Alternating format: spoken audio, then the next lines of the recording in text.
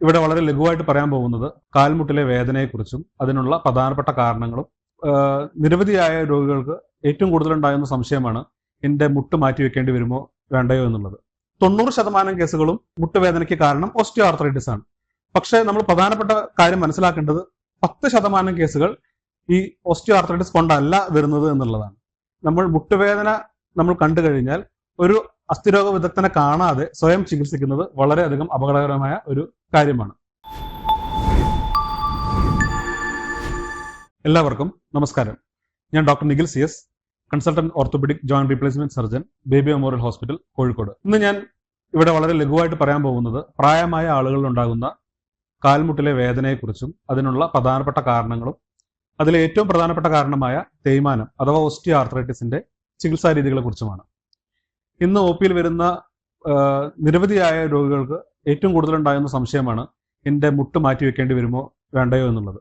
അപ്പോൾ ഈ ഒരു ചെറിയൊരു പ്രസന്റേഷനിലൂടെ നിങ്ങൾക്ക് അതിനെപ്പറ്റിയുള്ള ചെറിയൊരു കാര്യം പറഞ്ഞു തരാനാണ് ഞാൻ ഉദ്ദേശിക്കുന്നത്. കാലിലെ മുട്ട് എന്ന് പറയുന്നത് ഒരു കോംപ്ലക്സ് ജോയിന്റ് ആണ്.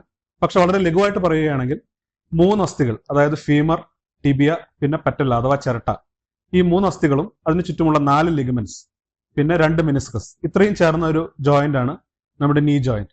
അതുകൊണ്ട് തന്നെ ഇതിനുണ്ടാകുന്ന വേദനകൾ എന്ന് പറയുന്നത് പ്രധാനമായിട്ടും ഈ അസ്ഥികളിലോ ലിഗമെന്റിലോ ഉണ്ടാകുന്ന വ്യത്യാസങ്ങളും അതുപോലെ തന്നെ ഈ അസ്ഥികളുടെ അഗ്രഭാഗത്തുള്ള കാർട്ടിലേജ് അതിനുണ്ടാകുന്ന തേയ്മാനം കാരണം ഉണ്ടാകുന്ന അസുഖങ്ങളുമാണ്. നമ്മുടെ ശരീരത്തിലെ ഏതൊരു ടിഷ്യൂ അല്ലെങ്കിൽ ഏതൊരു ഒരു പ്രധാന ഭാഗങ്ങൾ എടുത്തു കഴിഞ്ഞാലും അതിനൊക്കെ നമുക്ക് റീജനറേറ്റ് ചെയ്യാനുള്ള അഥവാ സ്വയം അതിനെ ഹീൽ ചെയ്യാനുള്ള കഴിവുണ്ട്. നമ്മൾ നോക്കിക്കഴിഞ്ഞാൽ നമ്മുടെ കയ്യിൽ ഒരു മുറിവ് ഉണ്ടായി കഴിഞ്ഞാൽ ആ മുറിവ് തനിയെ ഉണങ്ങുന്നു.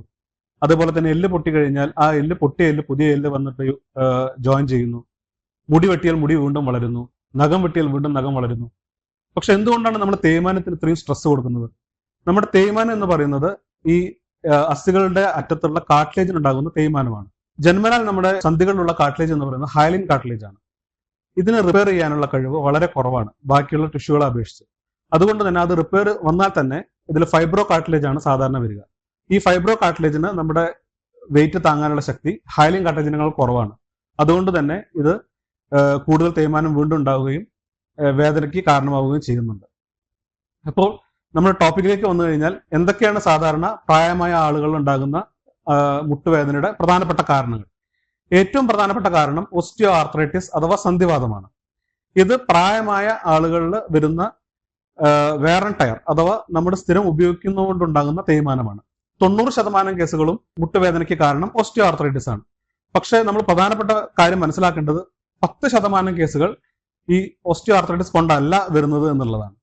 ഇപ്പോൾ പ്രായമായ ആളുകളിൽ ചിലപ്പോൾ ക്യാൻസർ പോലുള്ള അസുഖത്തിന്റെ മെറ്റസ്റ്റാസിസോ അതല്ലെങ്കിൽ പ്രൈമറി ട്യൂമറോ ഇതുപോലെ മുട്ടുവേദനയായിട്ട് പ്രസന്റ് ചെയ്തേക്കാം. അതുപോലെ തന്നെയാണ് നമ്മുടെ നേരത്തെ പറഞ്ഞ ലിഗമെന്റിൽ ഉണ്ടാകുന്ന എന്തെങ്കിലും പ്രശ്നങ്ങൾ കാരണം, മെനിസ്കസിൽ ഉണ്ടാകുന്ന ടയറുകൾ കാരണം, ഇതൊക്കെ മുട്ടുവേദനയ്ക്ക് കാരണമാകാറുണ്ട്. അതുകൊണ്ട് തന്നെ നമ്മൾ മുട്ടുവേദന നമ്മൾ കണ്ടു കഴിഞ്ഞാൽ ഒരു അസ്ഥിരോഗ വിദഗ്ധനെ കാണാതെ സ്വയം ചികിത്സിക്കുന്നത് വളരെയധികം അപകടകരമായ ഒരു കാര്യമാണ്. ആദ്യമായിട്ട് ചെയ്യേണ്ടത് ഒരു അസ്ഥിരോഗ വിദഗ്ധനെ കാണുക, എക്സ്റേ എടുത്ത് അദ്ദേഹം പറയുന്നതിനനുസരിച്ചുള്ള ട്രീറ്റ്മെന്റുകൾ എടുക്കുക എന്നുള്ളതാണ്. ഇനി നമ്മൾ 90% മുട്ടുവേദനയ്ക്ക് കാരണമായ സന്ധിവാതം അഥവാ ഓസ്റ്റിയോ ആർത്രൈറ്റിസിനെ കുറിച്ചാണ് ഞാൻ പറയാൻ പോകുന്നത്. ഇതിന്റെ വിവിധ ചികിത്സാ രീതികളെ കുറിച്ച്. ഒരു സന്ധിവാതം അല്ലെങ്കിൽ ഓസ്റ്റിയോ ആർത്രൈറ്റിസ് വന്നു കഴിഞ്ഞാൽ നേരെ മുട്ട് മാറ്റി വെക്കണം എന്നൊന്നും ആരും പറയുന്നില്ല. പക്ഷേ ഏത് സ്റ്റേജ് ആണ് നിങ്ങൾക്കുള്ളത് എന്നുള്ളത് കൃത്യമായിട്ട് മനസ്സിലാക്കേണ്ടതുണ്ട്. നമുക്ക് ഓസ്റ്റിയോ ആർത്രൈറ്റിസിന്റെ പ്രധാനമായിട്ടും 4 സ്റ്റേജസ് ആയിട്ടാണ് തിരിച്ചിട്ടുള്ളത്. അതിൽ സ്റ്റേജ് 1, സ്റ്റേജ് 2 എന്നുള്ളതിനെ നമ്മൾ ഏർലി ഓസ്റ്റിയോ ആർത്രൈറ്റിസ് അഥവാ ഒരു താരതമ്യേന നേരത്തെയുള്ള സന്ധിവാതം, 3, 4 അത് ലേറ്റ് ഓസ്റ്റിയോ ആർത്രൈറ്റിസ് അല്ലെങ്കിൽ അഡ്വാൻസ് ആയിട്ടുള്ള സന്ധിവാതം, അങ്ങനെ 2 ആയിട്ട് ഡിവൈഡ് ചെയ്യാം.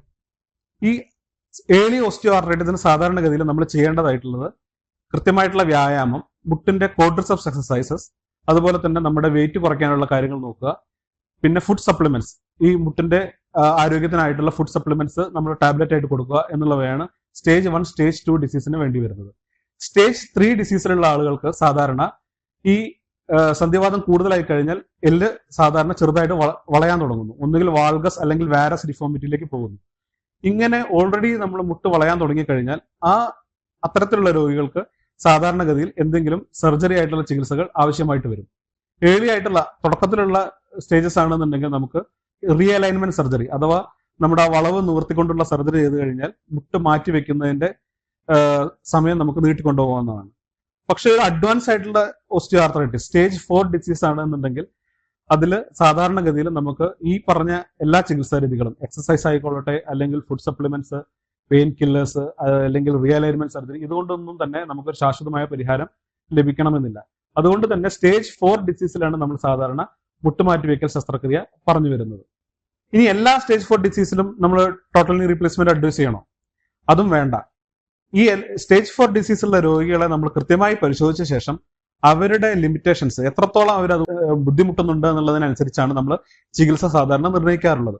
നമ്മളെ ആക്ടിവിറ്റീസ് ഓഫ് ഡെയിലി ലിവിംഗ് എന്ന് പറയും. അതായത് നമ്മുടെ ജീവിതത്തിലുള്ള കാര്യങ്ങൾ ഒരാൾക്ക് സ്വന്തമായിട്ട് ചെയ്യാൻ, പെയിൻ കില്ലർ ഉപയോഗിക്കാതെ ചെയ്യാൻ കഴിയുന്നുണ്ട് എന്നുണ്ടെങ്കിൽ അതിനൊരു സർജറിയുടെ ആവശ്യമില്ല. നമ്മുടെ ഈ പറഞ്ഞ പോലെ തന്നെ കുറച്ച് എക്സസൈസും വൈറ്റമിൻ ടാബ്ലറ്റ്സും ഫുഡ് സപ്ലിമെന്റ്സ് ഒക്കെ ചെയ്യുന്നതോടുകൂടി തന്നെ കുറേയൊക്കെ നമുക്ക് കൊണ്ടുപോകാവുന്നതാണ്.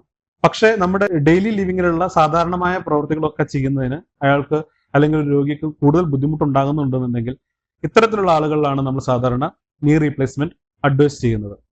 ഇനി നീ റീപ്ലേസ്മെന്റ് സർജറിയെ കുറിച്ച് വളരെ ബ്രീഫായിട്ട് ഞാൻ പറഞ്ഞുതരാം. നീ റീപ്ലേസ്മെന്റ് സർജറി ഏറ്റവും സക്സസ്ഫുൾ ആയിട്ടുള്ള ഒരു സർജറിയാണ് നീ റീപ്ലേസ്മെന്റ്. പക്ഷെ വളരെ ദുഃഖകരമായിട്ടുള്ള ഒരു കാര്യം, ഏറ്റവും കൂടുതൽ മിഥ്യാധാരണ ഉള്ള സർജറി ആണ് നീ റീപ്ലേസ്മെന്റ് സർജറി. നമ്മളൊരു രോഗിയോട് ഇത് പ്രിസ്ക്രൈബ് ചെയ്യുക അല്ലെങ്കിൽ ഇതാണ് ഞങ്ങളുടെ ചികിത്സ എന്ന് പറയുമ്പോൾ ആദ്യം തന്നെ നമുക്ക് കിട്ടുന്ന ഫീഡ്ബാക്ക് ഇത് ചെയ്തു കഴിഞ്ഞാൽ ഞങ്ങൾ ഇപ്പോൾ ഉള്ള നടത്തവും കുറയോ അല്ലെങ്കിൽ കിടപ്പിലാവുമോ എന്നുള്ളതാണ്. ഇത് വളരെയധികം തെറ്റിദ്ധാരണ ആയിട്ടുള്ള ഒരു കാര്യമാണ്. സാധാരണ നീ റീപ്ലേസ്മെന്റ് സർജറി ചെയ്ത് കഴിഞ്ഞാൽ നമ്മളൊരു 24 അല്ലെങ്കിൽ 48 മണിക്കൂർ കഴിയുമ്പോൾ തന്നെ ആളെ സ്വന്തമായിട്ട് നടത്തിക്കാനും നമ്മുടെ വാക്കർ ഉപയോഗിച്ച് നടക്കാനും അതുപോലെ തന്നെ ഫിസിയോതെറാപ്പി, മുട്ടിന് ചുറ്റുമുള്ള മസിൽസിന്റെ സ്ട്രെങ്തൻ ചെയ്യിക്കാനുള്ള എക്സസൈസും കാര്യങ്ങളൊക്കെ സ്റ്റാർട്ട് ചെയ്യുന്നു. ഒരു 2 ആഴ്ചയോ അല്ലെങ്കിൽ 1 മാസമോ കഴിയുമ്പോൾ തന്നെ അവർക്ക് വാക്കറിൽ കൂടെയും വാക്കർ അല്ലാതെയും സുഖമായിട്ട് നടക്കുന്നതിനും എല്ലാം സാധിക്കുന്നു. ഒരു 2 മാസം 3 മാസം ആവുന്നതോടുകൂടി തന്നെ വേദനയൊക്കെ പോയി നമ്മുടെ മുട്ട് മാറ്റി വെച്ചാണോ എന്ന് പോലും അറിയാത്ത രീതിയിലുള്ള ഒരു റിസൾട്ടാണ് സാധാരണ നമ്മൾ കണ്ടുവരാറുള്ളത്. എന്താണ് നമ്മൾ മുട്ട് മാറ്റി വെക്കുക അല്ലെങ്കിൽ ആ ശസ്ത്രക്രിയയിൽ എന്താണ് നമ്മൾ ചെയ്യുന്നത് സാധാരണ? അതും ഒരു വളരെയധികം നമ്മൾ സംശയങ്ങൾ ചോദിക്കുന്ന ഒരു കാര്യമാണ്. മുട്ട് കംപ്ലീറ്റ് ആയിട്ട് നമ്മൾ എടുത്ത് പുതുതായിട്ടൊരു മുട്ട് വെക്കുകയാണോ ചെയ്യുന്നത് എന്നുള്ളത്. അതും വളരെ തെറ്റിദ്ധരിക്കപ്പെട്ട ഒരു കാര്യമാണ്. നമ്മൾ മുട്ട് മാറ്റി വെക്കുന്നതിൽ സാധാരണ ഈ തേഞ്ഞു പോയിട്ടുള്ള കാർട്ടിലേജ്, ഈ ഭാഗം മാത്രമാണ് നമ്മൾ ഒഴിവാക്കുന്നത്. അത് ഒഴിവാക്കിയിട്ട് നമ്മൾ പല്ലിന് ക്യാപ്പ് ഇടുന്ന പോലെ നമ്മുടെ മുട്ടിന്റെ ഫീമറിന്റെ ഭാഗത്തും ടിബിയുടെ ഭാഗത്തും ഓരോ ഇംപ്ലാന്റ് വെച്ച് നമ്മൾ ആ ക്യാപ്പ് ചെയ്യുന്ന പോലെ ചെയ്യുകയാണ് ചെയ്യുന്നത്. അതുകൂടാതെ അതിലൊരു ഇൻസേർട്ട് എന്നുള്ള സാധനം ഉണ്ടാവും. ഈ മുട്ടിന്റെ ചിരട്ട അഥവാ പറ്റില്ല, ചില കേസുകളിൽ നമ്മൾ അത് പറ്റില്ല ജസ്റ്റ് ഷേപ്പ് ചെയ്താൽ മതിയാവും. പക്ഷെ മറ്റ് ചില കേസുകളിൽ ആ പറ്റിലയുടെ ഭാഗവും ഇതുപോലെ തന്നെ ചിരട്ടയുടെ ഭാഗവും മാറ്റേണ്ടി വരും. നമ്മൾ ഈ മുട്ടുമാറ്റിക്കൽ ശസ്ത്രക്രിയയിൽ സാധാരണ ഇത്ര മാത്രമേ ചെയ്യുന്നുള്ളൂ. ഇതോടുകൂടി തന്നെ വളഞ്ഞ മുട്ട് നമ്മൾ നേരെയാവുകയും ചെയ്യുന്നു. ഈ ഇങ്ങനെ മാറ്റിവെക്കുന്നത് കാരണം ഈ മുട്ട് മടക്കുമ്പോഴോ നൂർത്തുമ്പോഴോ ഉണ്ടാകുന്ന വേദന കംപ്ലീറ്റ് ആയിട്ട് മാറുന്നു. കാരണം ഇതിനുള്ള പ്രധാനപ്പെട്ട കാരണം നമ്മുടെ കാർട്ടിലേജ് തമ്മിലുണ്ടാകുന്ന ഫ്രിക്ഷൻ കാരണം ഉണ്ടാകുന്ന പെയിൻ കാര്യമാണ് വേദനയുടെ കാരണമായിട്ടുള്ളത്. അത് ഈ മുട്ട് മാറ്റി വെക്കുന്നതോടുകൂടി തന്നെ കംപ്ലീറ്റ് ആയിട്ട് മാറുന്നു. മുട്ട് മാറ്റി വെച്ച് കഴിഞ്ഞാൽ ഇത്തരത്തിൽ മുട്ട് മടക്കുന്നതിന് നൂർത്തുനുള്ള വേദന തുടക്കം തന്നെ പോവുകയും ഈ മസിൽസിന്റെ സ്ട്രെങ്തനിങ്ങും മറ്റും വന്നു കഴിഞ്ഞാൽ മാത്രമേ നമുക്ക് നടത്തവും മറ്റും വളരെ പഴയ പോലെ ആയാസമായി ചെയ്യാൻ സാധിക്കുകയുള്ളൂ. ഇനി അടുത്തതായിട്ട് ഞാൻ പറയാൻ പോകുന്നത്, ഇപ്പോൾ വളരെയധികം ചർച്ച ചെയ്യുന്ന അല്ലെങ്കിൽ സ്ഥിരമായിട്ട് രോഗികൾ എന്നോട് ആവശ്യപ്പെടുന്ന ഒരു കാര്യം, PRP ഇഞ്ചക്ഷൻ ചെയ്തു കഴിഞ്ഞാൽ എനിക്ക് മുട്ട് മാറ്റി വെക്കുന്നത് ഒഴിവാക്കാൻ പറ്റുമോ എന്നുള്ളതാണ്. PRP അഥവാ പ്ലേറ്റ്ലെറ്റ് റിച്ച് പ്ലാസ്മ, ഇത് നമ്മുടെ ശരീരത്തിൽ നിന്ന് തന്നെ എടുക്കുന്ന രക്തത്തിൽ നിന്നും പ്ലേറ്റ്ലെറ്റിനെ മാറ്റി അത് നമ്മൾ ഇഞ്ചക്ട് ചെയ്യുന്നതാണ്. ഇത് സാധാരണ ഏറ്റവും ഫലപ്രദമായിട്ടുള്ളത് ഏർലി ഓസ്റ്റിയോആർത്രൈറ്റിസിനാണ്. അതായത് സ്റ്റേജ് 1, സ്റ്റേജ് 2 ഡിസീസിൽ, ഈവൻ സ്റ്റേജ് 3 ഡിസീസിലും നമ്മൾക്ക് അത് വേദന കുറയ്ക്കുന്നതിനും ഒരു പരിധി വരെ നമ്മുടെ വേദന സംഹാരികൾ ഉപയോഗിക്കുന്നത് കുറയ്ക്കുന്നതിനും വളരെയധികം ഹെൽപ്ഫുൾ ആണ്. പക്ഷേ ഈ സ്റ്റേജ് 4 ഡിസീസിൽ ഓൾറെഡി വളഞ്ഞ മുട്ടുകൾ, അതായത് വാരസോ വാൾഗസോ വന്ന് കാല് ഉള്ളോട്ടോ പുറകോട്ടോ വളഞ്ഞിട്ടുള്ള ഒരു സ്റ്റേജിൽ നമ്മളിത് കുത്തിവെച്ച് കഴിഞ്ഞാലും താൽക്കാലികമായിട്ടുള്ള വേദനയ്ക്കുള്ള ഒരു ശമനം മാത്രമേ നമുക്ക് കിട്ടുകയുള്ളൂ. വീണ്ടും ഈ വളവ് കാരണം അവിടെയുള്ള ലിഗമെന്റ് സ്ട്രെച്ച് ആവുന്നു, വീണ്ടും ഇൻസ്റ്റെബിലിറ്റി അഥവാ മുട്ടിന് ആട്ടം തുടങ്ങുന്നു, വീണ്ടും വേദന വരുന്നു, അത് വീണ്ടും മുട്ട് കൂടുതൽ മോശമായി വരുന്നതിന് കാരണമാകുന്നു. അപ്പൊ ഇന്നത്തെ ഈ ലഘുവായിട്ടുള്ള ഒരു വീഡിയോയിൽ കൺക്ലൂഡ് ചെയ്യാൻ വേണ്ടിയിട്ട് ഞാൻ പറയുന്നത്, ഇപ്പോൾ പ്രായമായ ആളുകളിൽ മുട്ടിലെ വേദന അല്ലെങ്കിൽ വന്നു കഴിഞ്ഞാൽ നിങ്ങൾ ആദ്യമായിട്ട് ചെയ്യേണ്ടത് ഒരു ഓർത്തോപീഡീഷനെ കാണുക. അവരുടെ എക്സ്റേ എടുത്ത് കൃത്യമായിട്ടുള്ള ഡയഗ്നോസ് എത്തിയതിനു ശേഷം അതിനുള്ള ട്രീറ്റ്മെന്റ് എടുക്കുക. ഏർലി ഓസ്റ്റിയോആർത്രൈറ്റിസ് അല്ലെങ്കിൽ മുട്ടിന്റെ തേയ്മാനത്തിന് നമ്മൾ കൃത്യമായ വ്യായാമം, മുട്ടിന്റെ ക്വാഡ്രിസെപ്സ് എക്സസൈസസ് കൃത്യമായി ചെയ്യുക. അതുപോലെ തന്നെ ഫുഡ് സപ്ലിമെന്റ്സോ ഡോക്ടർ നിർദ്ദേശിക്കുന്ന അളവിൽ മാത്രം ഗുളികകളോ കഴിക്കുക. അനാവശ്യമായിട്ട് പെയിൻ കില്ലേഴ്സ് അല്ലെങ്കിൽ വേദന സംഹാരികൾ അധികമായിട്ട് ഉപയോഗിക്കരുത്. ഒരു ഡോക്ടറുടെ നിർദ്ദേശപ്രകാരം മാത്രമേ അത് ഉപയോഗിക്കാൻ പാടുള്ളൂ. സ്റ്റേജ് 3 ഡിസീസ് അല്ലെങ്കിൽ ആ ഒരു സ്റ്റേജ് 3 ഉള്ള തേയ്മാനത്തിന് നിങ്ങൾ ഡോക്ടറുടെ നിർദ്ദേശപ്രകാരം ആവശ്യമായ സർജറികൾ ചെയ്യേണ്ടതാണ്. അത് മുട്ട് മാറ്റി വെക്കുന്നത് നമുക്ക് ഒഴിവാക്കുന്നതിന് സഹായിക്കുന്നതാണ്. പ്രത്യേകിച്ചും റീഅലൈൻമെന്റ് സർജറി, ഓസ്റ്റിയോട്ടമി ചെയ്ത് എല്ല് നിവർത്തി വെക്കുക. അതോടുകൂടി തന്നെ മുട്ടിന്റെ വളവ് മാറി കിട്ടുന്നു. അതുപോലെ തന്നെ മുട്ടിലുണ്ടാകുന്ന മെനിസ്കസിലുള്ള കീറലോ അല്ലെങ്കിൽ ലിഗമെന്റിലുണ്ടാകുന്ന മാറ്റങ്ങളോ നമ്മൾ കീഹോൾ സർജറി ചെയ്ത് മാറ്റുന്നതിലൂടെ നമ്മൾ നീ റീപ്ലേസ്മെന്റ് സർജറി എന്നുള്ള ഒരു ഓപ്ഷൻ നമുക്ക് ഒഴിവാക്കാവുന്നതാണ്. ഇനി ഇതൊന്നും അല്ലാതെ അഡ്വാൻസ് സ്റ്റേജ് ആയിട്ടുള്ള ഡിസീസ് ആണെന്നുണ്ടെങ്കിൽ നിങ്ങളുടെ ബുദ്ധിമുട്ടിനനുസരിച്ച് മാത്രം മുട്ട് മാറ്റിവെക്കുന്ന ശസ്ത്രക്രിയയിലേക്ക് കിടക്കുക.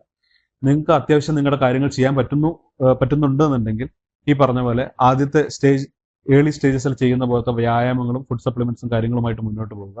പക്ഷേ നിങ്ങളുടെ ഒരു ദൈനംദിന ജീവിതത്തിൽ അത് വല്ലാതെ ബാധിക്കുന്നുണ്ടെന്നുണ്ടെങ്കിൽ തീർച്ചയായിട്ടും സ്റ്റേജ് 4 ഡിസീസിൽ നിങ്ങൾ മുട്ട് മാറ്റിവെക്കൽ ശസ്ത്രക്രിയ നടത്തുക.